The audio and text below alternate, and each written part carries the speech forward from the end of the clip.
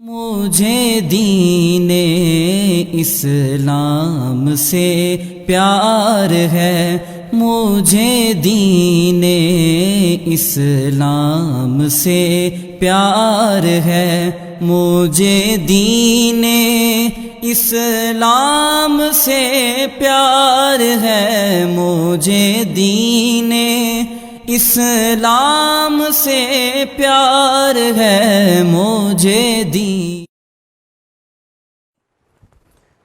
نحمده ونصلي ونسلم على رسوله الكريم اما بعد فاعوذ باللہ من الشیطان الرجیم بسم اللہ الرحمن الرحیم۔ ناظرین کرام، اللہ تعالیٰ کے فضل و کرم، اس کی توفیق اور عنایت سے آج ہم ایک بار پھر درس صحاح ستہ کے ساتھ آپ کی خدمت میں حاضر ہیں۔ کتاب الوضو کے 11ویں چیپٹر کا آج آغاز ہے، جس میں یہ امام بخاری رحمۃ اللہ علیہ نے ٹاپک باندھا ہے، باب لا تستقبل القبلۃ بغائط او بول عند البناء جدار او نحوہ۔ چیپٹر کا معنی یہ ہے کہ بیت الخلاء کے لیے جب انسان جائے گا قضاء حاجت کے لیے تو اپنا چہرہ اور اپنی پشت کعبۃ اللہ کی طرف نہیں کرے گا، لیکن اگر کسی عمارت میں ہو یا دیوار میں ہو تو پھر جس طرف مرضی اس کا منہ ہو جائے، اس میں کوئی حرج نہیں ہے۔ یہ حضرت سیدنا امام بخاری رحمۃ اللہ علیہ کا عقیدہ اور نظریہ، جبکہ حدیث مبارک ہمیں کچھ اور مضمون سنا رہی ہے۔ حضرت ابو ایوب انصاری رضی اللہ تعالیٰ عنہ سے روایت ہے، فرماتے ہیں نبی اکرم شفیع معظم صلی اللہ تعالیٰ علیہ وسلم نے فرمایا اذا اتا احدکم الغائط فلا یستقبل القبلۃ ولا یولیھا ظہرہ شرقوا او غربوا، کہ نبی صلی اللہ تعالیٰ علیہ وسلم نے فرمایا کہ جب کوئی قضاء حاجت کے لیے جائے تو وہ اپنا رخ سامنا اور اپنی پشت قبلہ شریف کی طرف نہ کرے، بلکہ مشرق اور مغرب کی طرف کرے۔ ساری حدیثیں ہم آگے اس کے اندر ذکر کریں گے۔ اصول اور ضابطہ کیا ہے؟ نبی صلی اللہ تعالیٰ علیہ وسلم نے حدیث میں واضح طور پر جو کعبۃ اللہ ہے اس کی طرف رخ کرنے اور پشت کرنے دونوں کی ممانعت قرار دی، مطلقاً ممانعت ہے، چاہے بیت الخلاء میں ہو، چاہے کھلی جگہ میں ہو، چاہے دیوار سامنے ہو، چاہے نہ ہو، پشت اور اپنا چہرہ دونوں بیت الخلاء کی طرف کر کے قضاء حاجت کرنا، اس کو اسلام نے انتہائی ناپسندیدہ عمل قرار دیا، مکروہ نہیں ہے، ناجائز ہے۔ کیا ہے؟ پھر فرمایا کہ اپنے چہروں کو شرق و غرب و مشرق اور مغرب کی طرف کر لو۔ جہاں نبی صلی اللہ تعالیٰ علیہ وسلم نے کھڑے ہو کر یہ حکم مبارک ارشاد فرمایا، وہاں قبلہ شمالاً جنوباً ہوگا یا اس کی کوئی ایسی جہت ہوگی، لیکن مشرق اور مغرب میں نہیں ہوگا، تو آپ نے مشرق اور مغرب کا حکم ارشاد فرمایا۔ ہم جب اس حدیث کو پڑھیں گے تو ہم مشرق اور مغرب کی طرف منہ کر کے قضاء حاجت کے لیے نہیں بیٹھ سکتے، کیوں؟ ہماری مشرق کی طرف منہ قضاء حاجت کے لیے کرنا بیت اللہ کی طرف پشت کرنا ہے، اور مغرب کی طرف منہ کرنا بیت اللہ شریف کی طرف فرنٹ کرنا ہے، ان دونوں کی ممانعت ہے۔ پورا اصول اور ضابطہ میں نے بتا دیا۔ 4 اس میں جہتیں بنیں گی۔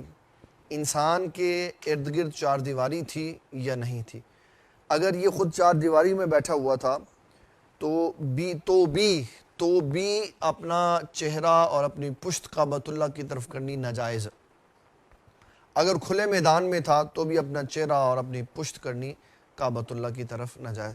بعض لوگ کہتے ہیں نہیں، کتب کی طرف بھی منہ نہیں کرنا چاہیے، تو پھر بندہ منہ کدھر کرے گا؟ یہ کتب شتب کوئی شے نہیں ہے۔ سامنے قبلہ شریف ہے تو قبلے کی طرف رخ کرنے کی اجازت نہیں ہے، اور قبلے کی طرف پشت کرنے کی اجازت نہیں۔ صحابہ اکرام رضوان اللہ تعالیٰ علیہ مجمعین، آپ نے ساری زندگی کا نچوڑ اور خلاصہ بتا دیا۔ اگر کسی کے ہاں اس کے اپنے زیر انتظام ایسے بیت الخلاء ہیں تو ان کو تبدیل کروائے، اور اگر پبلک پلیس پر ایسے بیت الخلاء بنے ہوئے ہیں کہ جن کا رخ قبلہ کی طرف یا ان کی پشت قبلہ کی طرف ہے، اب ان کو توڑوا تو نہیں سکتا، تو کیا کرے، خود اپنی جہت کو تبدیل کر کے بیٹھے تاکہ اپنا رخ اور اپنی پشت قبلے سے ہٹ جائے۔ اس کے اوپر مزید یہ کہ اگر فلیش کے اوپر بیٹھتا تو پھر تو یہ اپنے پاؤں ادھر سے ادھر کر سکتا، لیکن اگر کموڈ کے اوپر بیٹھتا تو پھر اس کے لیے زیادہ دقت ہوگی۔ میں نے حرم شریف میں عمرہ اور حج کے لیے جانے والے بزرگان دین اور صوفیاء کرام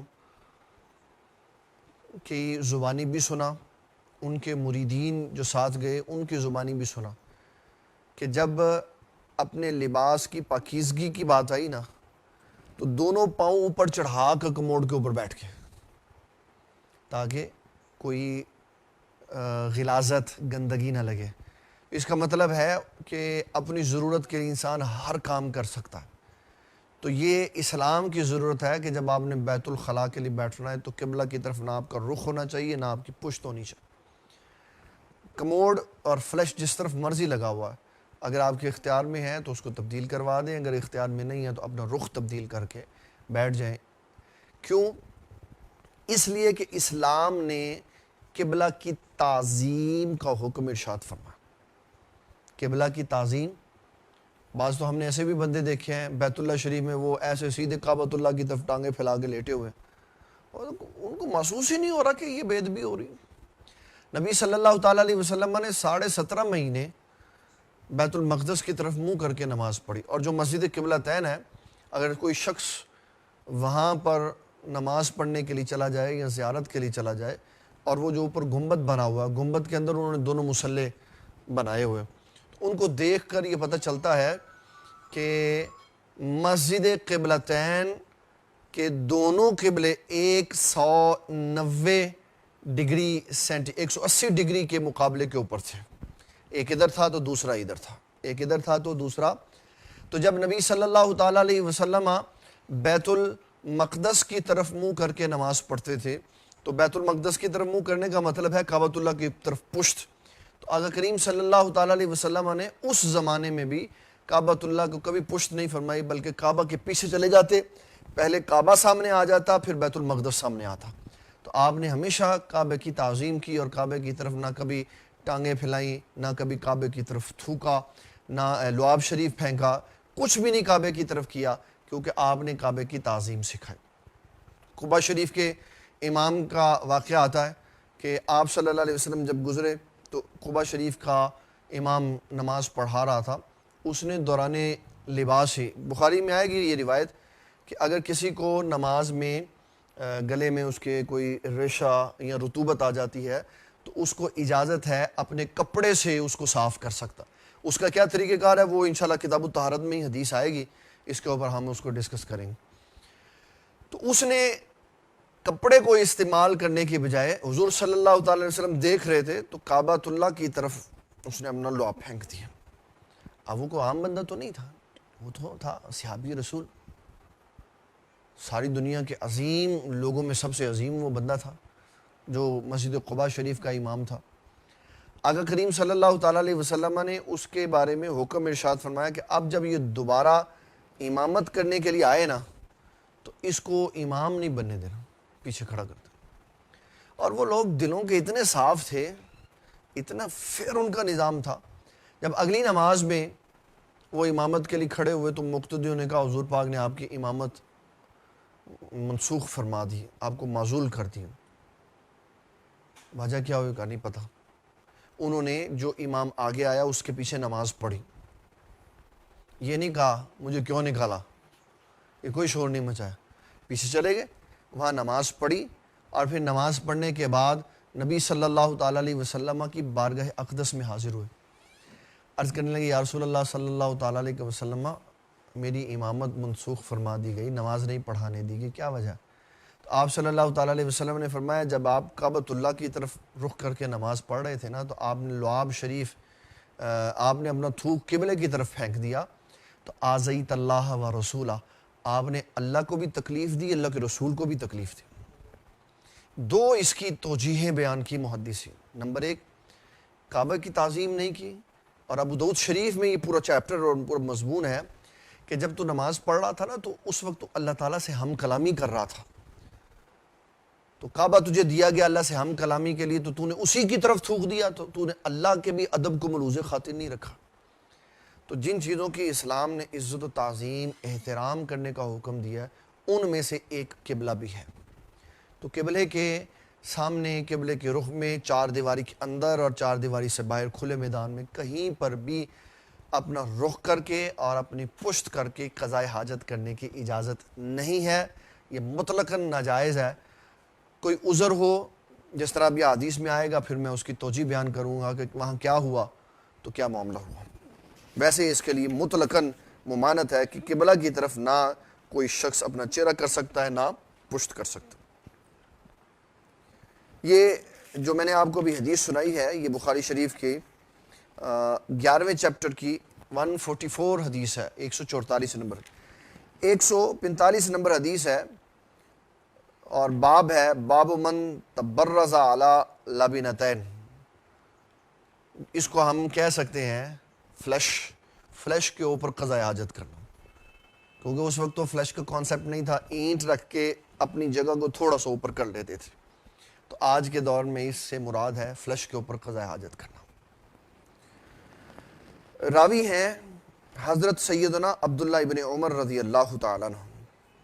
آپ فرماتے ہیں کہ نبی صلی اللہ تعالیٰ علیہ وسلم نے لوگوں کو واعظ فرمایا کہ اے لوگوں، جب تم قضاء حاجت کے لیے جاؤ تو نہ قبلہ کی طرف رخ کرو نہ بیت المقدس کی طرف رخ کرو. یہ بڑی غور طلب بات ہے. نہ قبلہ کی طرف رخ کرو نہ بیت المقدس کی طرف رخ کرو، کہ جب تم قبلہ کی طرف رخ کرو گے تو بیت المقدس کو پشت ہوگی، تو جب بیت المقدس کی طرف رخ کرو گے تو قبلہ کو پشت ہوگی. تو اس کا جو مفہوم ہے وہ یہ ہے، قبلہ کو نہ منہ کرنا جائز ہے نہ پشت کرنی جائز ہے. دونوں چیزوں کی ممانعت بیان کرتی. حضرت عبداللہ ابن عمر رضی اللہ تعالیٰ عنہ فرماتی ایک دن کیا ہوا کہ میں کسی بلند جگہ پر چڑھا تو میں نے یہ دیکھا کہ آقا کریم صلی اللہ تعالیٰ علیہ وسلم وہاں طبعی ضرورت کے لیے تشریف فرما ہے. تو میں فوری یہ منظر دیکھنے کے بعد نہ واپس ہو گیا. پھر میں نے، جیسے انسان کوئی منظر دیکھنے کے بعد پھر اس کے اوپر غور کرتا ہے، تو فرمایا جب میں نے غور کیا نا تو مجھے محسوس ہوا کہ آپ صلی اللہ تعالیٰ علیہ وسلم کا جو چہرہ مبارک ہے وہ بیت المقدس کی طرف ہے. وہ کس کی طرف ہے؟ بیت المقدس کی طرف. جب چہرہ بیت المقدس کی طرف ہوا تو پشت مبارک قبلہ کی طرف ہوگی. اب وہ ذہن چل رہا ہے، بار بار چل رہا ہے کہ بھئی تعلیم یہ ہے کہ چہرہ ادھر نہیں کرنا، چہرہ ادھر نہیں کرنا، ادھر چہرہ ہے تو پشت ادھر نہیں ہونی، پشت ادھر ہے تو چہرہ ادھر نہیں ہونا. تو یہ آج کیا ہے؟ خود کیا ہوا؟ اب حضرت عبداللہ ابن عمر رضی اللہ تعالیٰ عنہ آپ یہ صورتحال ساری بیان کر دیتے ہیں. تو محدثین اس کے اوپر گفتگو کرتے ہیں. نبی صلی اللہ تعالیٰ علیہ وسلم نے جب اس بلند جگہ کے اوپر کسی کو نہ پایا تو آپ اپنا رخ مبارک قبلہ سے بدل کر بیٹھے ہوئے تھے. قبلہ سے بدل کے بیٹھے ہوئے تھے. تو جب آپ نے دوران کیفیت عبداللہ ابن عمر کا سر مبارک اوپر آتے ہوئے دیکھا نا کہ کوئی آ رہا ہے بندہ، تو آپ نے اپنے پردے کی وجہ سے اپنا رخ چینج کر لیا تاکہ میرے ستر مبارک پر کسی کی نگاہ نہ پڑ جائے. تو جب آپ نے، کیونکہ جب بندہ اوپر بلندی کی طرف جاتا ہے تو پہلے اس کا سر نظر آتا، تو جب عبداللہ ابن عمر رضی اللہ تعالیٰ عنہ کا سر نظر آیا نبی صلی اللہ تعالیٰ، تو آپ نے فوری طور پر اپنا رخ تبدیل کر دیا کہ میرے سطر پر اس کی نگاہ نہ پڑ جائے. اور جب آپ نے رخ چینج کیا تو رخ آپ کا بیت المقدس کی طرف ہو گیا. وہ بیت المقدس کی طرف جو آپ نے رخ فرمایا وہ ارادتاً نہیں تھا بلکہ اپنے سطر کی حفاظت کے لیے تھا. اس کے اوپر محدثین نے بڑی گفتگو کی کہ آپ کا ایسا عمل مبارک کس کے لیے تھا؟ سطر کی حفاظت کے لیے تھا. وگرنہ آپ اس جہاں تشریف فرما تھے اپنی ضرورت کے لیے تو آپ نے اپنے چہرہ مبارک کو قبلت سے ہٹا کے ہی رکھا ہوا تھا، بیت المقدس سے بھی ہٹا کے رکھا ہوا تھا. لیکن اب کیونکہ پردے داری کا خوف تھا تو آپ نے فوری طور پر اپنے پردے کا خیال کیا اور سطر مبارک کا خیال کیا اور اپنا رخ مبارک چینج کیا. تو جتنی دیر میں رخ مبارک چینج کیا ان کا سر اوپر آیا تو انہوں نے نبی صلی اللہ علیہ وسلم کو دیکھا تو فوری نیچے چلے گئے دوبارہ. تو وہ پھر بعد میں وہ خیال کرتے رہے کہ یہ تو بیت المقدس کی طرف منہ تھا. تو اصل حقیقت میں وجہ یہ تھی کہ نبی صلی اللہ تعالیٰ علیہ وسلم نے اپنے پردہ کی وجہ سے اپنا رخ مبارک پھیر لیا تھا، وگرنہ نبی صلی اللہ تعالیٰ علیہ وسلم آپ قبلہ شریف کی طرف کبھی بھی یہ معاملہ نہیں فرماتے. پھر ایک حکم اور بیان کیا، یہ نماز کا حکم ہے. یہ آپ نے حدیث نمبر 145 یاد رکھنی ہے. جب ہم نماز میں جائیں گے نا تو نماز میں جو قاعدے کی صورت ہے نا، قاعدے کی صورت کہ نماز میں بیٹھتے کیسے، اس میں اس حدیث سے ہمیں معاونت ملے گی کہ ایک پورشن طہارت کا بیان کر دیا، اگلا پورشن بیان کر دیا کہ نبی صلی اللہ تعالیٰ علیہ وسلم نے عورتوں کو کیسے نماز میں بیٹھنے کا حکم دیا. یہ اس حدیث کے اندر، کیونکہ ابھی ہمارا نماز کا چیپٹر نہیں ہے، پھر میں یہاں ایک چھوٹی سی بات سنا دوں گا تو پھر بات لوگوں کے ذہنوں میں الجھتی رہے گی. تو جب ہم اس ٹاپک کی طرف جائیں گے پراپر تو پھر اس بات کو وہاں اس کے ساتھ ملا دیں. اس کے بعد ہے باب نمبر 13، باب خروج النساء الی البراز، قضاء حاجت کے لیے خواتین کو کھلے میدان کی طرف جانا. اس میں روایت فرما رہی ہیں حضرت ام المومنین سید عائشہ صدیقہ طیبہ طاہرہ رضی اللہ تعالی عنہا. فرماتی ہیں کہ عرب میں یہ رواج تھا، میں نے کل بھی اس کو بیان کیا تھا کہ عرب میں کیونکہ بیت الخلاء گھروں میں نہیں ہوتے تھے، اور پورے عرب کے اندر، عرب جو ہے اگر ہم اس کا نقشہ دیکھیں اور اس کی زمین کے ساتھ صورتحال دیکھیں تو عرب اور بالخصوص مکہ کی جو وادی ہے یہ نیچے ہے، مکہ کی وادی پہاڑوں سے نیچے ہے. تو اب اس وقت جدید وہاں جو ایک پلاننگ کے مطابق ہوٹل بنائے گئے اور بلڈنگز تعمیر کی گئی، اس کے اندر سارا سسٹم لگایا گیا اور فاسد مادوں کو اور اس طرح کے اخراج کو وہاں سے باہر نکال دیا گیا. اس وقت یہ سسٹم نہیں تھا، تو گھروں کے اندر لوگ بیت الخلاء نہیں بناتے تھے. رات کے لیے وہ بڑے سے برتن رکھے ہوتے تھے مٹی کے، جس کو کوئی ایمرجنسی کی صورت پیش آتی وہ اس میں کر دیتا قضاء حاجت، پھر اس کو صبح باہر کہیں پیچھے جا کے اس کا جو وہ گندگی ہوتی تھی وہ اس کو پھینک دیا جاتا تھا. اور جب خواتین نے جانا ہوتا دن میں تو جب سورج طلوع ہوتا تو اس وقت خواتین نہیں جاتی تھی، بلکہ منہ اندھیرے چلی جاتی اور پھر وہ منہ اندھیرے واپس آ جاتی تھی. یہ عرب کے اندر رواج تھا. آج ہم کیونکہ شہروں میں رہتے ہیں، اس میں کافی سارے طریقہ کار بھی بدل گئے ہیں، وضو کے معاملات بھی بدل گئے ہیں، استنجے کے معاملات بھی بدل گئے ہیں. ابھی کل مجھے آصف بھائی نے دکھایا ایک بندے کا کرشمہ، کل ہم اس کے اوپر بات کر رہے تھے، انہوں نے مجھے ایک علامہ صاحب کی ویڈیو دکھائی، آدھے کپ سے انہوں نے وضو کر دیا سارا، اور سارا وضو درست تھا. صرف ایک کمی اس میں تھی، میں نے اس کو بعد میں ریپیٹڈ دیکھا کہ انہوں نے ہر عضو کو 2 مرتبہ دھویا، 3 مرتبہ نہیں دھویا. اگر وہ 3 مرتبہ دھوتے تو پھر میرا خیال ہے کپ کے 3 حصے لگتے، 1 حصہ بچ جاتا. لیکن اتنے تھوڑے سے پانی سے بھی انہوں نے وضو کر کے دکھا دیا. وہ کیا تھا؟ ضرورت تھی. وہ کیا تھا؟ اب تھوڑا سا پانی لے کے ہاتھ کے اوپر ملا اور اتنا پانی بہایا کہ جو سارے بازو کے اوپر پھرنے کے بعد، سارے بازو پر پھرنے کے بعد قطرہ بہہ گیا. اور غسل اور مسح میں یہ فرق ہوتا ہے کہ مسح میں پانی کے قطرات کا ٹپکنا نہیں پایا جاتا، اور غسل میں پانی کے غسل میں غسل میں پانی کے قطرات کا ٹپکنا پایا جاتا. اس لفظ کی بھی میں وضاحت کر دوں، غسل اور غسل میں کیا فرق ہے، وضو اور غسل اور غسل میں کیا فرق. وضو 3 لفظوں کے ساتھ پڑھا گیا، وضو اور وضو. وضو کہتے ہیں اس عمل کو جس کے جو سنت نے بتایا کہ چہرہ دھونا، یہ کرنا، یہ وضو ہے، اس کو کہتے ہیں وضو. اور زبر کے ساتھ وضو اس پانی کو کہتے ہیں جس کے ساتھ وضو کیا جاتا. اور وضو کہتے ہیں وہ جو پانی بچ جاتا ہے نا، اس کو کہتے ہیں وضو. اور مسح کہتے ہیں اپنے گیلے ہاتھ کو اپنے اعضاء کے اوپر پھیر لینا. اور غسل کہتے ہیں اتنا پانی بہانا کہ جب آپ کا عضو سارا تر ہو جائے تو ایک قطرہ بہہ جائے یا 2 قطرے بہہ جائے تو جہاں قطرے نہیں بہیں گے وہ مسح ہوگا، اور جہاں قطرات بہیں گے وہاں غسل ہوگا. اور غسل کے بعد غسل ہے. غسل ہے نہانے کو کہتے ہیں، بازو دھونے کو کہتے ہیں، پورا جسم دھونے کو کہتے ہیں، یہ غسل ہے. تو یہ لفظوں کا فرق بھی ہمارے ذہن میں ہونا چاہیے. اب اس وقت میں گھروں میں سسٹم نہیں ہوتا تھا تو عورتیں کھلے میدان کی طرف جاتی تھیں.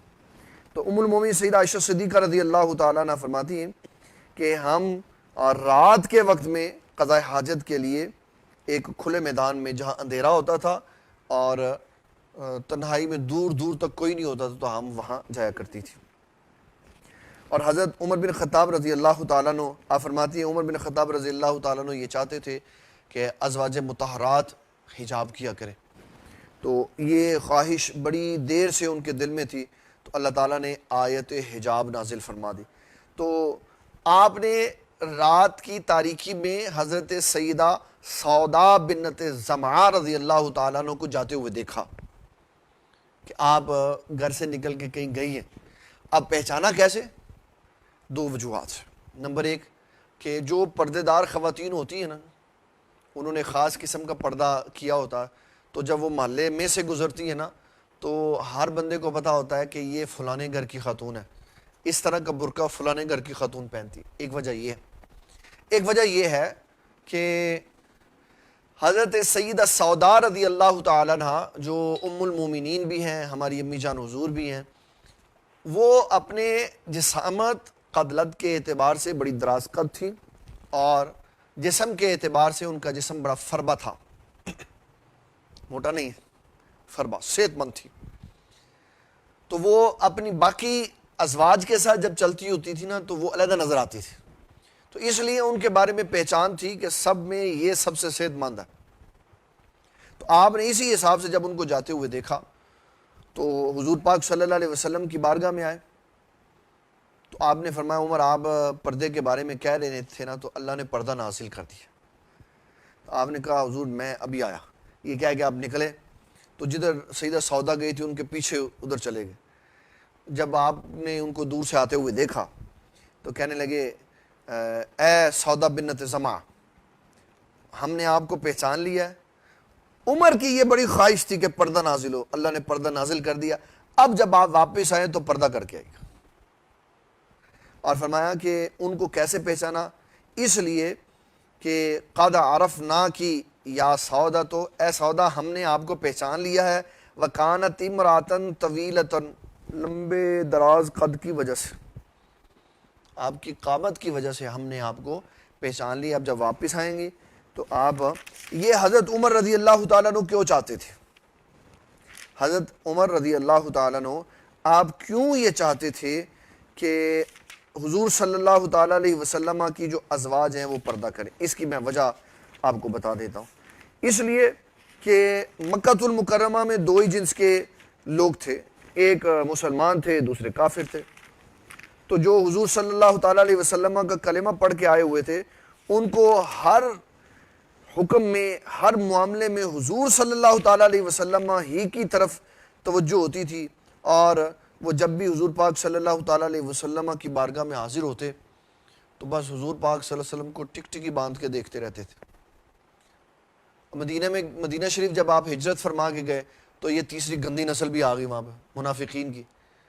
آتے حضور پاک صلی اللہ علیہ وسلم کی بارگاہ میں اور آگے پھر جو گزر رہا ہے وہ گزر رہا ہے وہ گزر رہا ہے.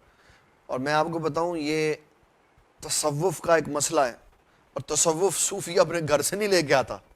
یہ لوگوں کو آج کے بے دینوں کو خام کا وام ہو گیا کہ یہ بابوں کا دین ہے، بابے اپنے گھروں لے گئے.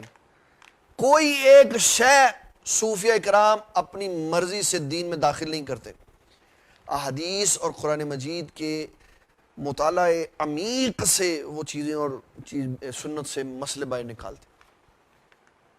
اچھا اب کیا ہوا؟ اب ہوا یہ کہ منافق ایسے ایسے کر کے دیکھتے ایسے. تو صوفیہ کرام نے یہ قانون اخذ کیا اپنے مرید کے لیے، جب آپ اپنے شیخ کے گھر جائیں تو دروازے کی طرف نہ دیکھیں، شیخ کی طرف دیکھیں. اور بابا جی سرکار رحمۃ اللہ علیہ کی موجودگی میں کوئی ایسے اندر دیکھ دو ایک لاندے سنا ہاں کدے کو لائے ہیں، کدے کو لائے ہیں. کہ حضور تک فرمایا میرے وال تک. اور وہ آپ کا یہ جو انداز ہوتا تھا نا، یہ انداز محبت ہوتا تھا. اسے میں نہیں، انداز محبت میں، اس کی توجہ درست کرنے کے لیے، اس کو مسئلہ سکھانے کے لیے، بھئی میرے پاس آئے ہو، میری طرف دیکھو.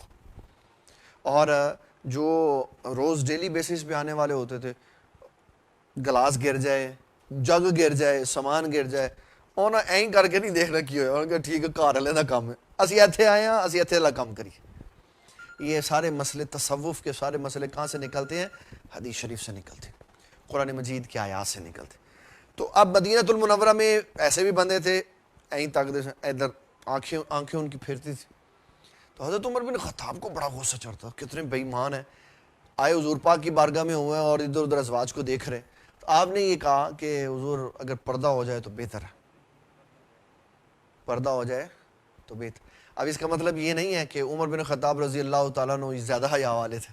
اس کا مطلب یہ ہے کہ اللہ تعالیٰ نے بعض آیات حضرت عمر بن خطاب کے شان اور عظمت کو بڑھانے کے لیے رکھی ہوئی تھی. وہ تو حضور پاک صلی اللہ علیہ وسلم نے اپنے ایک صحابی کو کہا، انہوں نے کہا میں اگر اپنی بیوی کے پاس کسی غیر بندے کو دیکھوں تو میں مار دوں اس کو. یہ غیرت کے نام پہ جو قتل ہے نا، اس کی اسلام میں کوئی گنجائش نہیں ہے. غیرت کے نام پہ قتل کی اسلام میں کوئی گنجائش نہیں ہے. میں ریپیٹ کر دیتا ہوں، غیرت کے نام پر قتل کی اسلام میں کوئی گنجائش نہیں ہے. اس نے کہا میں حضور مار دوں اس کو، اپنی بیوی کو. ارے تو بڑا غیرت والا ہے. فرمایا تجھ سے بڑھ کے میں غیرت والا ہوں، اور مجھ سے بڑھ کر میرا رب غیرت والا.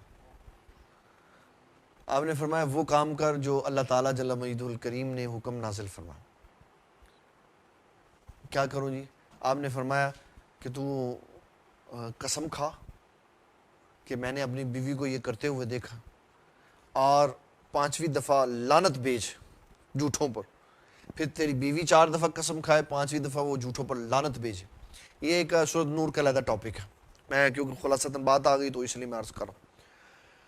فرمایا پھر یہ ہوگا کہ اللہ تعالیٰ تم دونوں کے نکاح کو ختم کر دے گا، وہ اپنے راستے، وہ اپنے راستے.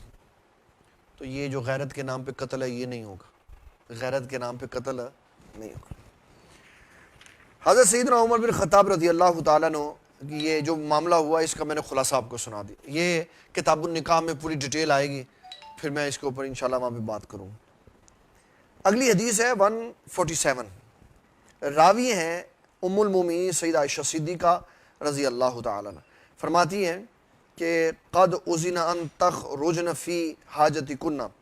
فرمایا ہمیں نبی صلی اللہ تعالیٰ علیہ وسلم سے اجازت مل جاتی تھی رات کے اندھیرے میں اپنی ضروریات کو پورا کرنے کے لیے، تو ہم قضاء حاجت کے لیے دور چلی جاتی تھی. اور یہ جو ہمارے ہاں سسٹم ہے، یہ اللہ تعالیٰ کی نعمت اس کو سمجھے. اور آج کے دور میں اٹیچ بات جو ہے نا، یہ بہت ہی بڑی نعمت ہے شادی شدہ بندے کے لیے. اس سے پردہ رہتا ہے اور انسان کی زندگی خوشحال رہتی ہے. باب التبرز فی البیوت، گھروں میں قضاء حاجت کا. اس سلسلہ میں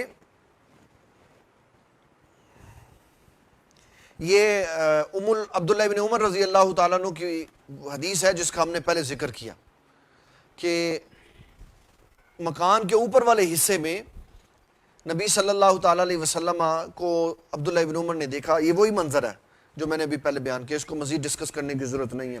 یہ حدیث ہے 148 جو ہم نے پیچھے حدیث ذکر کی ہے.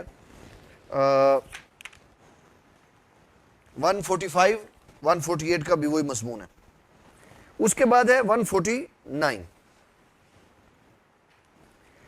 148 145 149 تینوں احادیث ایک ہی مضمون سے تعلق رکھتی ہیں کہ نبی صلی اللہ تعالیٰ علیہ وسلم کا رخ مبارک ہم نے بیت المقدس کی طرف عبداللہ ابن عمر، کیونکہ راوی ایک ہے اور معاملہ بھی ایک ہے، اس لیے اس تینوں کا ترجمہ ایک ہی ہے کہ آقا کریم صلی اللہ تعالیٰ علیہ وسلم نے جب ان کو اوپر آتے ہوئے دیکھا تو اپنا رخ تبدیل فرما دیا تاکہ پردے داری باقی رہے.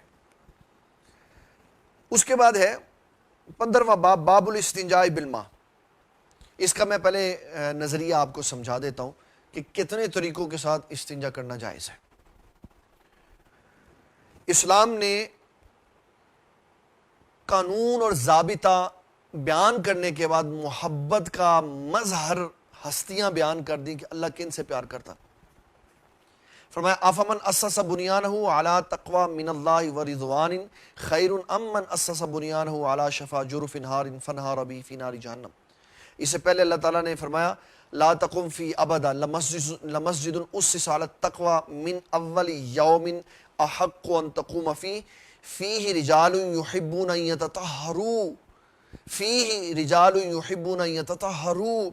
یہ پوری ایک ہسٹری ہے مسجد درار کی کہ اللہ تعالیٰ نے وہاں مسجد کے اندر نماز پڑھنے کی ممانعت کر دی اور فرمایا کبھی بھی اس مسجد میں کھڑے نہ ہونا. لا تقم فی ابدا، کبھی بھی نہیں جانا.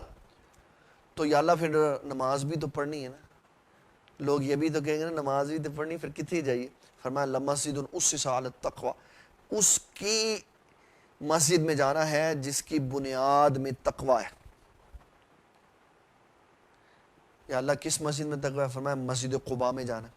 لمسجد اسس علی التقوی فیہ، اور فرمایا کہ فیہ رجال یحبون ان یتطہروا، کہ اس کے نمازیوں سے اللہ بہت زیادہ محبت کرتا. اب وہ جو محبت کی وہ کس وجہ سے کی؟ مفسرین نے تفسیروں میں، محدثین نے حدیثوں میں بیان کیا. وہ پاکیزگی، پہلے استنجا کرتے مٹی کے ساتھ، مٹی کے ڈھیلوں کے ساتھ، پھر اس کے بعد پانی کا استعمال کرتے، دوہری پاکیزگی ان کو ملتی. اللہ اس لیے ان سے زیادہ پیار کرتا تھا. یہ ان کی محبت کی وجہ تھی کہ وہ پاک، صاف، طیب، طاہر رہنے والے لوگ تھے اور اللہ پاکوں سے پیار کرتا. ہمارے یہاں شہروں میں اگر کوئی شخص ایسا کرے گا کہ میں سنت کی تکمیل کروں تو وہ ایسا کام اپنے گھر کرے، وہ ایسا کام اپنے مسجدوں کے بیت الخلاء میں ایسا نہ کرے. کیوں؟ اگر وہ مسجدوں کے بیت الخلاء میں ایسا کرے گا تو ڈرین سسٹم میں جب مٹی کے ڈھیلے پھنس جائیں گے تو سارے بیت الخلاء بند ہو جائیں.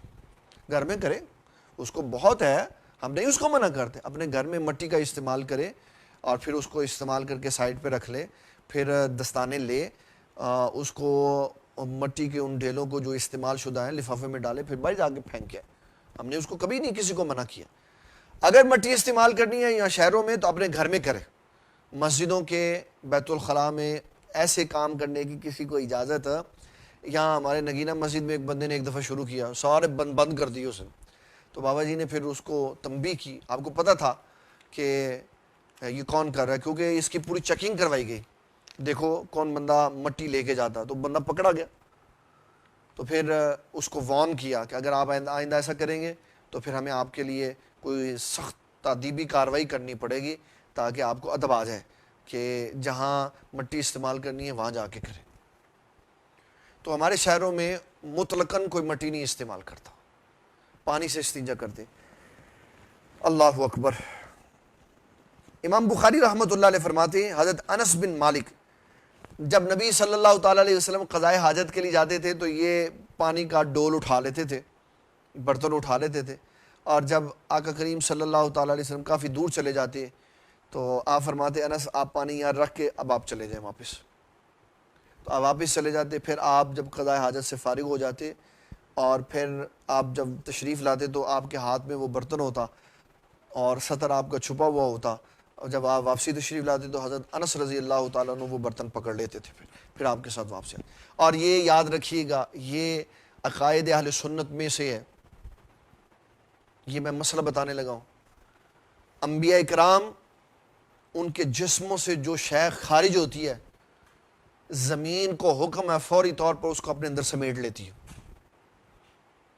زمین فوری طور پہ ان چیزوں کو اپنے اندر. یہ میں نے بڑے سینسیبل انداز میں آپ کو بات صرف ایک نقطے کے اندر سمجھا دی، بس ختم ہو گئی. اس کے بعد ہم آگے چلیں. جب آپ واپسی آئے تو حضرت سیدنا سیدنا انس بن مالک رضی اللہ تعالیٰ عنہ نے وہ آپ کو ڈول جو تھا آپ سے، وہ ڈول تھا یا لوٹا تھا، جو بھی تھا برتن تھا، وہ آپ سے لے لیا. اور یہ بتایا طریقہ کار کہ جب جائیں تو ساتھ جائیں، سامان اٹھا کے لے کے جائیں، پھر رکھ دیں، پھر چلے جائیں واپس. پھر جب وہ فارغ ہو جائیں پھر وہ سامان خود اٹھا کے لے کے آئیں. پھر جب آپ کے نظر میں آ جائیں تو پھر سامانوں سے پکڑ لے، پھر ان کو واپس لے کے. اللہ اکبر. اگلا باب ہے باب نمبر 16. اس باب کا نام ہے باب ما حمل ماء الماء لطہوری، جس شخص کے پاس طہارت کے لیے پانی لایا جائے۔ حضرت ابو درداء رضی اللہ تعالیٰ عنہ، یہ ترجمۃ الباب ہے، یہ کیا ہے؟ ترجمۃ الباب، امام بخاری رحمۃ اللہ علیہ نے لکھا ہے۔ حضرت ابو درداء رضی اللہ تعالیٰ عنہ فرماتے ہیں کیا تم میں کوئی ایسا شخص ہے جو جوتے اٹھانے والا ہے اور وضو کرانے والا ہے اور تکیہ اٹھانے والا ہے؟ حضور صلی اللہ تعالیٰ علیہ وسلم کے یہ تینوں کام علیحدہ علیحدہ بندے کرتے تھے۔ لوٹا مبارک یا پانی کا ڈول یا برتن جس کے اندر پانی ہوتا، اس کو اٹھانے والے حضرت انس بن مالک ہوتے تھے۔ آپ کے پاپوش مبارک، پاپوش سمجھتے ہیں کس کو کہتے ہیں؟ نالین۔ کیا کس کو کہتے ہیں؟ نالین کو۔ یہ اردو کا فصیح لفظ ہے، پاپوش مبارک۔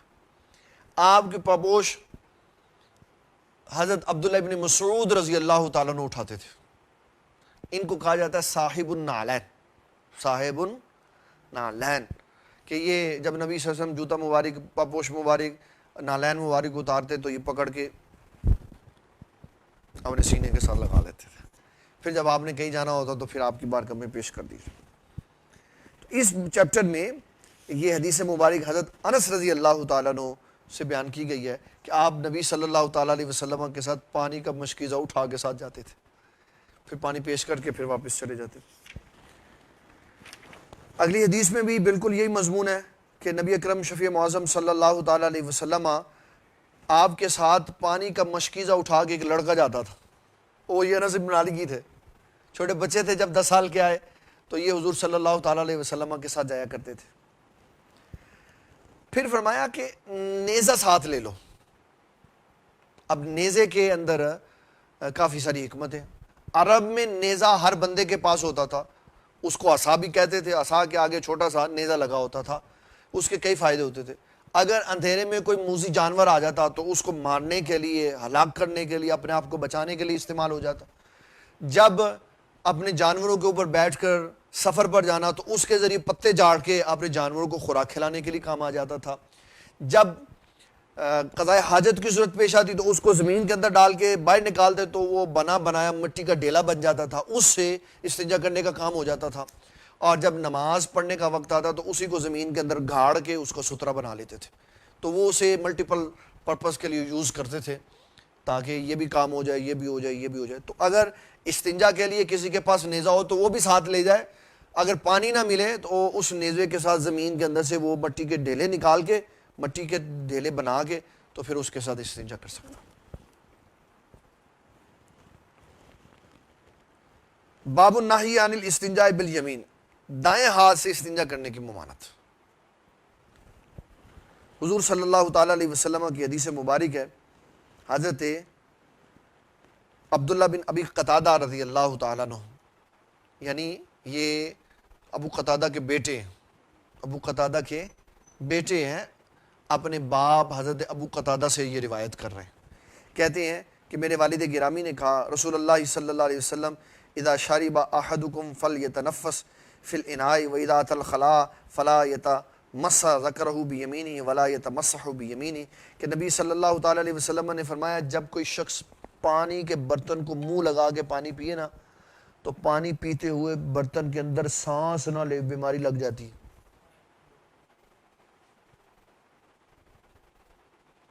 جب سانس لینا ہے تو برتن کو منہ سے علیحدہ کر دو، اتنی دیر اس کو منہ کے ساتھ لگاؤ جتنی دیر پانی پینا ہے۔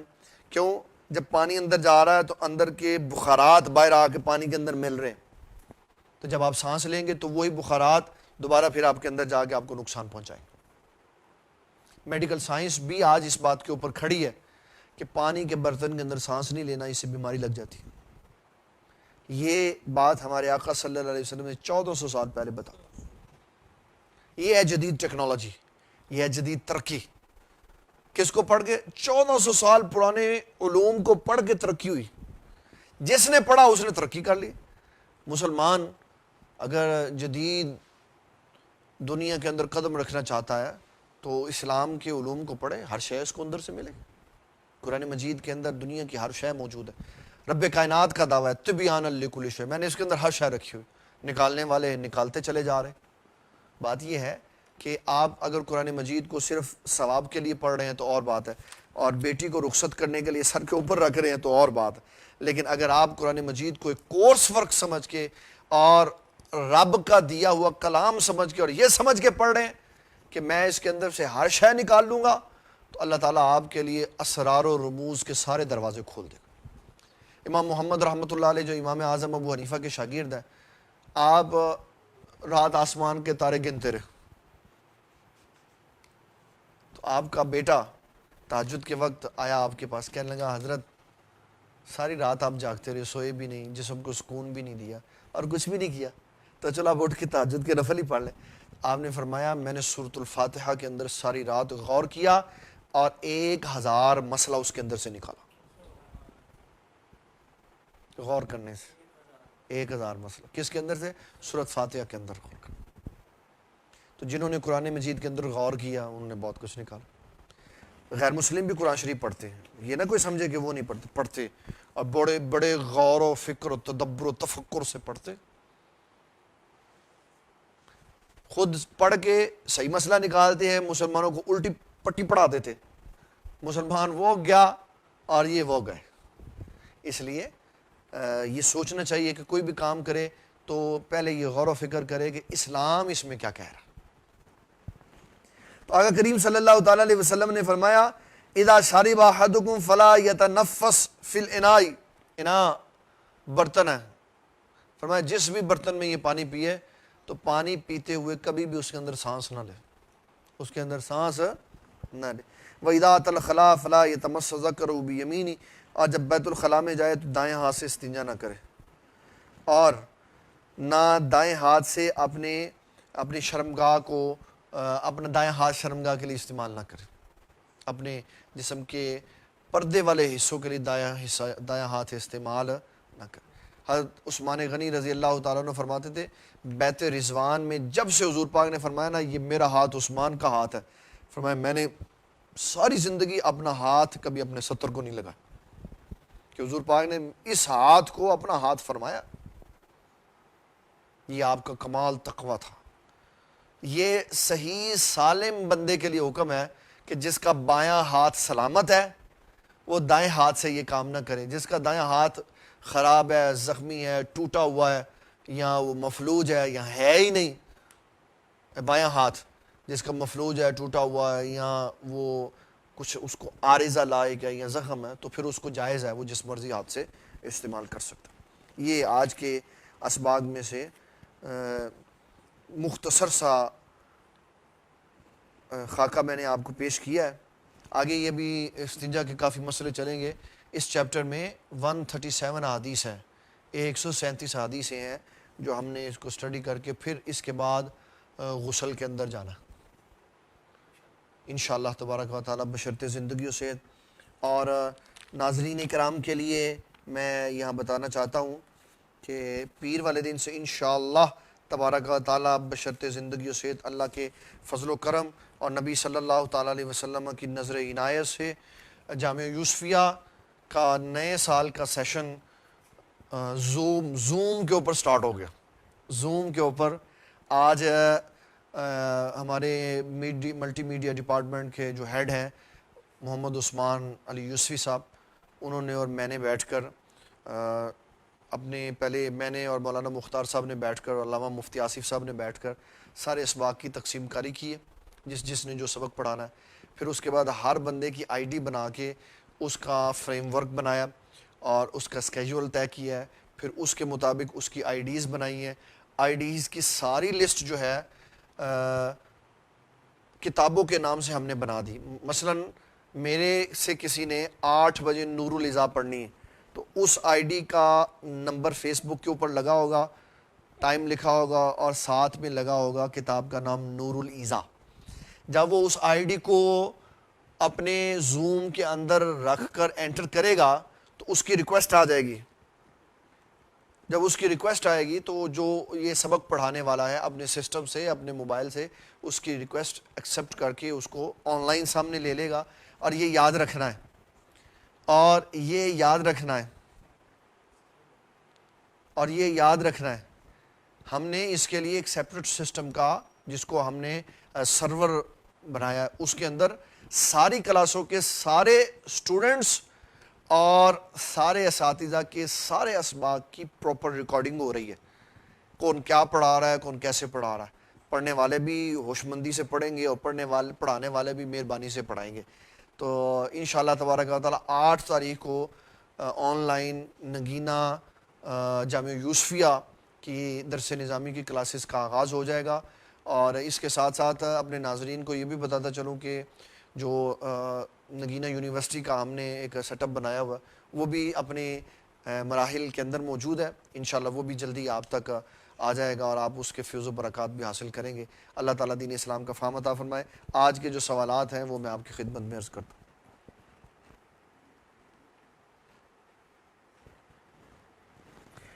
ایک پیارے بھائی نے سوال کیا ہے، برائے کرم رہنمائی فرمائیں. آپ صلی اللہ تعالیٰ علیہ وسلم کی 4 بیٹیاں ہیں، تو بی بی فاطمہ رضی اللہ تعالیٰ عنہا کے علاوہ باقی بیٹیوں کی اولاد کا ذکر کیوں نہیں ہے؟ یہ میرے پیارے بھائی یہ بخاری ہے. حضور صلی اللہ تعالیٰ علیہ وسلم کی 4 بیٹیاں ہیں، اس کے اندر ذکر ہے.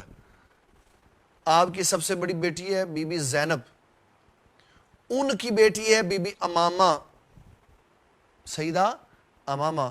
کتاب الصلاۃ میں امام بخاری رحمۃ اللہ علیہ نے لکھا ہے کہ دوران نماز، یہ اس وقت کی بات ہے جب نماز میں حرکت کرنے کی ممانعت نہیں تھی، تو بی بی سیدہ امامہ رضی اللہ تعالیٰ عنہ جب دوران نماز آ جاتی تو آقا کریم صلی اللہ تعالیٰ علیہ وسلم ایسے دونوں ہاتھوں سے اٹھا کے کندھے پہ بٹھا لیتے تھے. پھر آپ قیام ان کو کندھے پہ بٹھا کے کرتے، اور جب آپ نے رکوع کرنا ہوتا تو سیدہ امامہ کو نیچے اتار کے بٹھا دیتے، پھر رکوع کرتے، پھر پہلا سجدہ کرتے، پھر دوسرا سجدہ کرتے، پھر جب آپ دوسری رکعت کے لیے کھڑے ہوتے تو سیدہ امامہ کو اپنے کندھے پہ بٹھا لیتے. پھر جب حضور صلی اللہ تعالیٰ علیہ وسلم کی سب سے چھوٹی صاحبزادی سیدہ فاطمہ الزہرا رضی اللہ تعالیٰ عنہ خاتون جنت آپ کا وصال ہوا، تو حضرت علی المرتضیٰ رضی اللہ تعالیٰ عنہ نے حضور صلی اللہ تعالیٰ علیہ وسلم کی سب سے بڑی صاحبزادی سیدہ زینب کی بیٹی بی بی امامہ سے حضرت علی نے دوسرا نکاح کیا.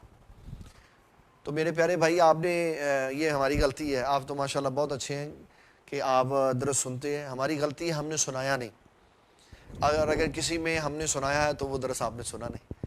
تو انشاءاللہ پھر دوبارہ وقفے سے جب محرم آئے گا تو پھر انشاءاللہ حضور پاک صلی اللہ علیہ وسلم کی ساری بیٹیوں، سارے بیٹوں کا، اور ان کی آگے سے اولاد کا، پھر اولاد در اولاد کا، پھر آپ کی وہ سیدہ فاطمہ الزہرا کی وہ شہزادی جو حضرت عمر بن خطاب کے نکاح میں گئی اور ان سے جو لڑکا پیدا ہوا، اس کا بھی ہم ذکر سنائیں گے انشاءاللہ تعالیٰ، تاکہ پتہ چلے گا حضور پاک صلی اللہ علیہ وسلم کی نواسیاں در نواسیاں اور در نواسے کہاں کہاں اسلام کی شمع کو روشن کرتے رہے.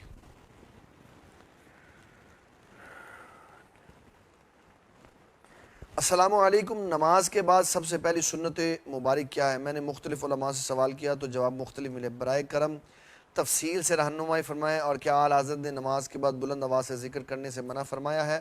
اگر فرمایا ہے تو کیوں؟ یہ کیونکہ پیارے بھائی نماز کا چیپٹر نہیں ہے. ہم کوشش 100% یہ کرتے ہیں کہ نماز کے ریلیونٹ مسئلے نماز کے اندر بیان کریں گے. آپ کا سوال میں نوٹ کر لوں گا، نماز کے چیپٹر میں بیان کروں گا، اور اعلیٰ حضرت کا فتاوی رضویہ بھی میں ساتھ لے کے آؤں گا اور بتاؤں گا کہ انہوں نے کیا کہا، کیونکہ میں نے تو پڑھا ہی نہیں. تو پھر میں سنائی جب بات سناؤں گا تو پھر میں وہ بات سناؤں گا جو مجھے سنائی گئی. تو میں فتاوی رضویہ ساتھ لاؤں گا، بتاؤں گا کہ اعلیٰ حضرت نے کیا کہا اور اس کو کس سینس میں لیا گیا. اور نماز کے بعد یہ جو آپ نے فرمایا کہ مختلف نماز کے بعد سنتیں ہیں، تو میں نہیں سمجھ پایا کہ آقا کریم صلی اللہ تعالیٰ علیہ وسلم کی اس کون سی ادا کو آپ سننا چاہ رہے ہیں. میں یہ سمجھا ہوں کہ نبی صلی اللہ تعالیٰ علیہ وسلم نماز کے بعد آپ نے سلام پھیرنے کے بعد کئی مختلف کام کیے.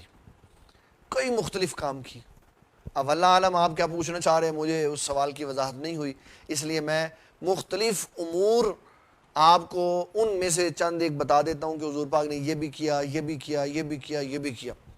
ایک آپ نے عمل مبارک اس طرح کیا، آقا کریم صلی اللہ تعالیٰ علیہ وسلم نے سلام پھیرا تو اپنا کپڑا رکھا اور چلے گئے.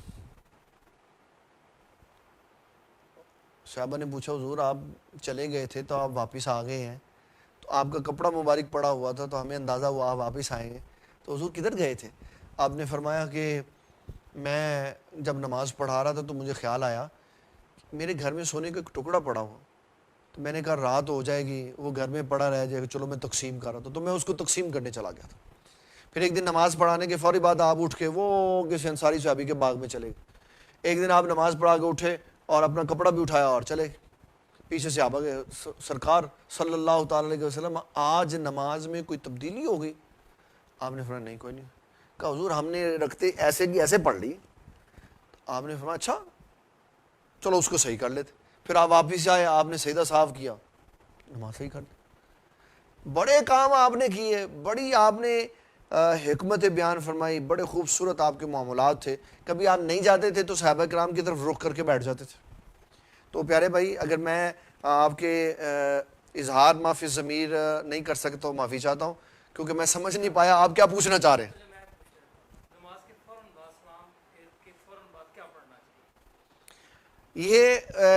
یہ میرے پاس مشکاہ شریف پڑھی ہے، اس کے اندر ایک چیپٹر پورا موجود ہے نماز کے بعد کے اذکار، نماز کے بعد کے اذکار، کہ یہ بھی کر لو، یہ بھی کر لو، یہ بھی کر لو، یہ بھی کر لو۔ حضور پاک صلی اللہ علیہ وسلم نے یہ سارے ذکر کیے ہو، جو مرضی کر لیں۔ اس میں ایک ذکر آتا ہے کہ نبی صلی اللہ تعالیٰ علیہ وسلم سلام پھیرنے کے بعد کہتے تھے استغفر اللہ۔ بڑے آپ اس طرح کے بڑے وظیفے کیے کرتے تھے تعلیم امت کے لیے، تو جو انسان کو یاد ہو کر یہ ہمارے چیپٹر میں آئیں گے، جو نماز میں چلیں گے تو انشاءاللہ اس کو ہم ڈسکس کرتے جائیں۔ اللہ تعالیٰ ہمیں دین اسلام کا فہم عطا فرمائے۔ جی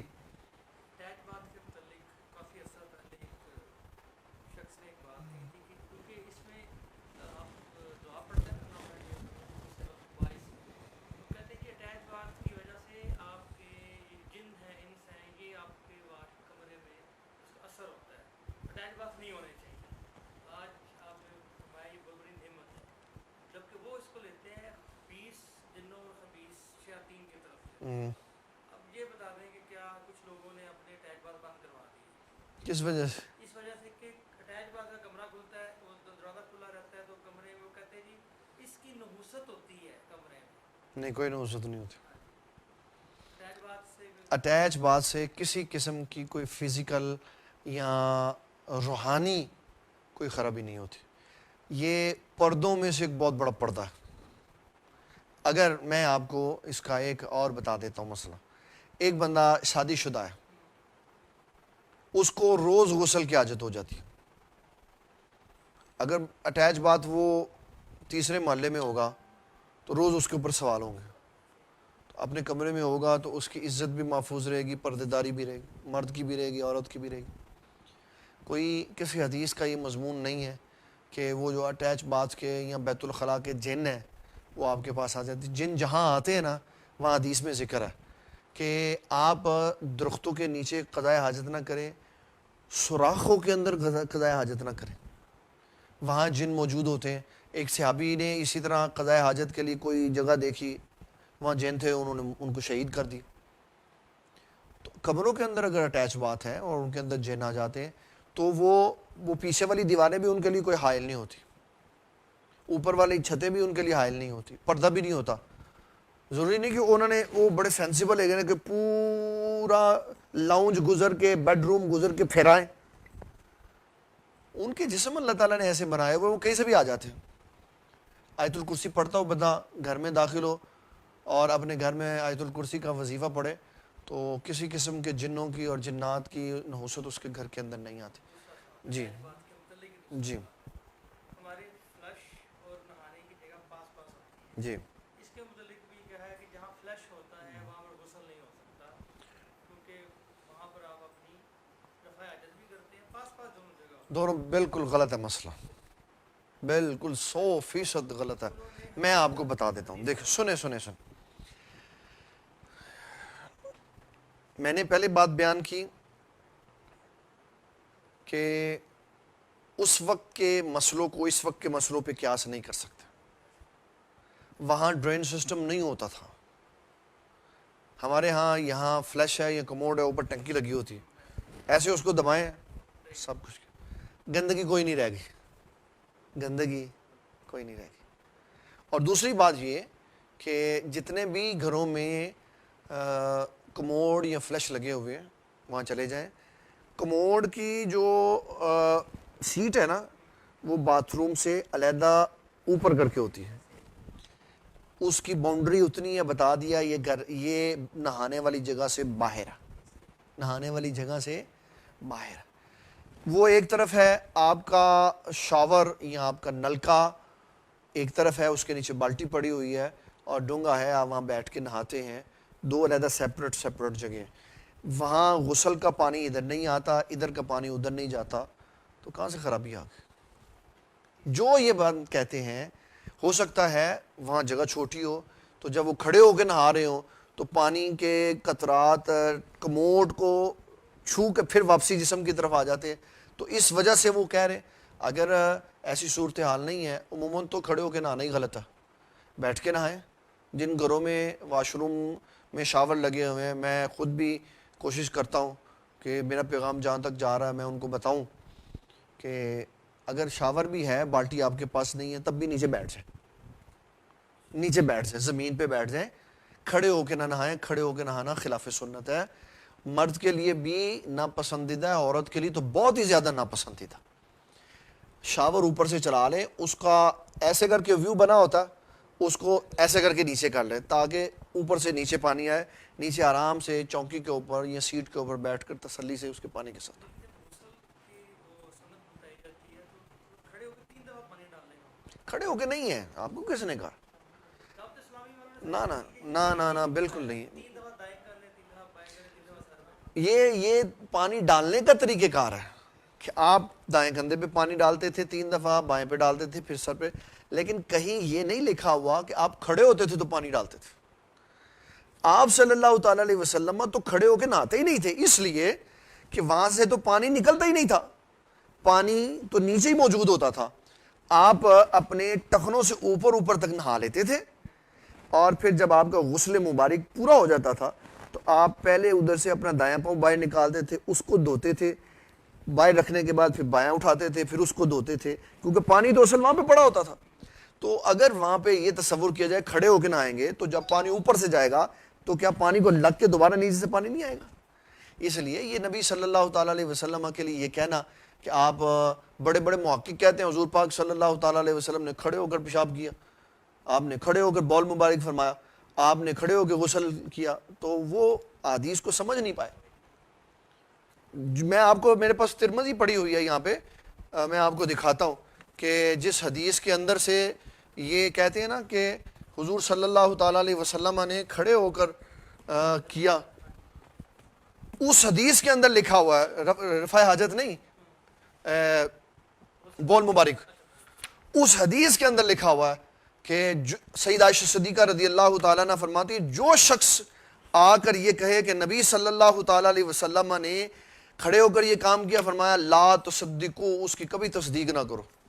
یہ میں حدیث آپ کو بھی نکال کے دکھاتا ہوں.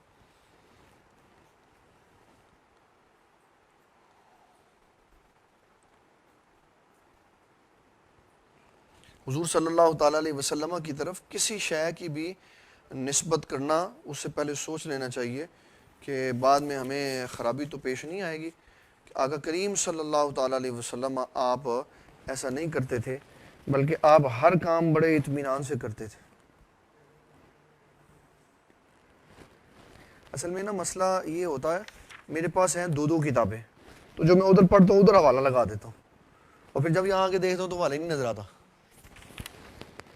وہ میں آپ کو انشاءاللہ کل حدیث دکھا دوں گا کہ جس حدیث سے یہ ثابت کیا گیا نا کہ نبی صلی اللہ تعالیٰ علیہ وسلم نے ایسا کھڑے ہو کر کیا, اس کے ابتدائی نوٹ کے اوپر لکھا ہوا ہے سیدہ عائشہ صدیقہ کہ جو یہ کہے اس کی تصدیق کبھی نہ کرو, کبھی اس کی تصدیق نہ کرو. آپ کے پاس ایسی جگہ پہ ہیں 2 ہی آپشن ہیں, یا آپ کا منہ خانہ کعبہ کی طرف ہو سکتا ہے یا پھر کچھ خانہ کعبہ کی طرف. اب ان دونوں میں سے سب سے جسے کہتے ہیں نا کہ کم درجے کا عمل, آپ دونوں میں سے ایک آپشن اڈاپٹ کرتے ہیں, پھر کیا کس کی طرف منہ کریں؟ 2 صورتیں ہو ہی نہیں سکتی. ہے نا مثلا بیان کریں. یہ دیکھیں نا, ایک واش روم ادھر ہے, ایک واش روم ادھر ہے, ایک کی سیٹ پہ بیٹھتے ہیں تو پیچھا ہوتا ہے, ادھر والے پہ اس کا طریقہ کار یہ ہے کہ اگر آپ ایسے ہیں کہ قبلے کی طرف رخ ہوتا ہے، آپ ایسے ہو کے بیٹھ جائیں. یہی تو میں آپ کو پتہ ہے کہ جگہ نہ ہو، جگہ اتنی ہے کہ وہاں پر آپ صرف بس بیٹھ، اگر چینج کریں گے آپ سے نہیں بیٹھا جائے گا. اور یہ میں صحیح بتا رہا ہوں، لائیو ہے اس طرح. کہیں کہ جگہ بھی دکھا دوں گا آپ کو. اس صورت میں دونوں میں سے کون سی آپشن لینی ہے؟ قبلے کی طرف رخ نہ کریں، پھر رخ نہ کریں، پھر رخ نہ کریں، پھر کم از کم رخ نہ کریں، کیونکہ قبلے کی طرف رخ کرنا ہے تو دونوں ایک جیسے ہی جرم، ایک جیسے ہی جرم ہے. رخ کرنا بھی اتنا بڑا جرم ہے جتنا بڑا پشت کرنا. آخری سوال ہے لیکن وہ غیر متعلقہ. جی جی جی کریں. حضرت امام احمد رضا بریلوی صاحب آپ کو کتنے علوم پہ دسترس؟ کوئی آپ کو میرا خیال ہے 70 سے زائد علوم پہ دسترس تھے. آج یہ ڈبیٹ چل رہی ہے سوشل میڈیا پر، انہوں نے کل ان کے علوم گنوا دیے سارے. اس کے اندر انہوں نے کچھ جو کم پڑھے لکھے لوگ تھے انہوں نے کہا جی کہ یہ علوم جو اتنے گنوا دیے ہیں یہ تو علوم ہی نہیں ہے دنیا میں. سوال لگا دیے اتنے بڑے سائنسدان تھے، انہوں نے کیا کیا؟ انہوں نے کہا یہ تھے کون؟ یہ آ گئی ہے، یہ حدیث آ گئی. جامع ترمذی کی حدیث نمبر 12 ہے. ام المومنین سیدہ عائشہ صدیقہ رضی اللہ تعالیٰ عنہ فرماتی ہے قالت من حدثکم، جو تم سے یہ حدیث بیان کرے کہ ان نبی صلی اللہ علیہ وسلم کان یبول قائما، کہ نبی صلی اللہ تعالیٰ علیہ وسلم نے کبھی بھی کھڑے ہو کر پیشاب کیا تھا، فلا تصدقوہ، کبھی اس کی تصدیق نہ کرنا. کبھی اگر کوئی ایسی بات آئی نا کہ تو وہ پردے داری کی وجہ سے ہوگا، کوئی عذر کی وجہ سے ہوگا، کوئی تکلیف کی وجہ سے ہوگا، عذر اور تکلیف اور پردے داری کے علاوہ کبھی آپ نے ایسا نہیں فرمایا. کیونکہ اس کے نیچے جو حدیث ہے نا حضرت عمر بن خطاب رضی اللہ تعالیٰ عنہ کی، اس کو یہ کہتا ہے، یہ جو زبیر علی ضعیف کہتا ہے نہیں نیچے والی حدیث ضعیف ہے، امام ترمذی نے ضعیف لکھا ہوا تو اوپر والی میں تو ضعیف نہیں لکھا ہوا. نیچے والی کہتا ہے فلما رفع هذا الحدیث عبد الکریم بن ابی المحارق، یہ جو عبد الکریم بن ابی محارق ہے نا یہ بندہ ٹھیک نہیں تھا. تو اوپر والی تو حدیث بالکل ٹھیک ہے. سیدہ عائشہ صدیقہ کہہ رہی ہیں کہ جو شخص ایسا کرتا ہے، حضور پاک کے بارے میں ایسی بات کہتا ہے، یہ حدیث ہے جامع ترمذی کی روایت نمبر ہے 12. باب ما جاء فی بولی فی النہی عن البول قائما، کھڑے ہو کر پیشاب کرنے کی نفی کے بارے میں، کہ جس نے کہا حضور پاک نے ایسا کیا ہے، فرمایا اس کی کبھی بھی تصدیق نہ کرو.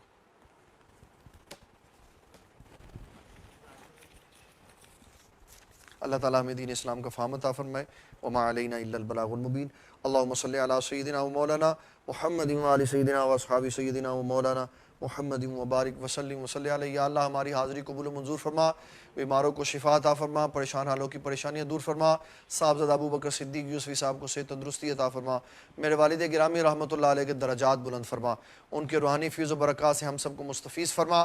صلی اللہ تعالیٰ علی حبیبی سیدنا و مولانا محمد و آلہ و صحبہ اجمعین برحمتک یا ارحم الراحمین.